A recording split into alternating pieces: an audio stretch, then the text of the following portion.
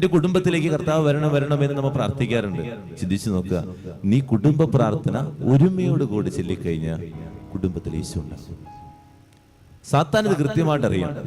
സാത്താൻ അതുകൊണ്ട് എന്ത് ചെയ്യുന്നത് വിചാരിക്കുക, നിങ്ങളുടെ കുടുംബത്തിലേക്ക് ദൈവം കടന്നു വരാതിരിക്കാൻ വേണ്ടി ഇങ്ങനെ സ്പ്ലിറ്റ് ഉണ്ടാക്കിക്കൊണ്ടിരിക്കും.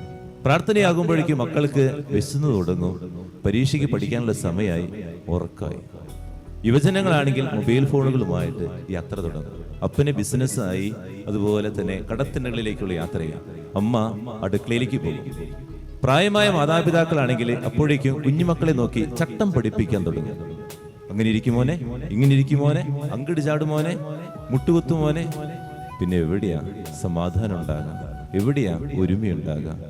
ദൈവം എത്ര നാളായി എൻ്റെ കുടുംബത്തിൽ ഒന്ന് വന്നിട്ട്, എൻ്റെ കുടുംബത്തിൻ്റെ മധ്യേ ദൈവം വന്നിട്ട് എത്ര നാളായി?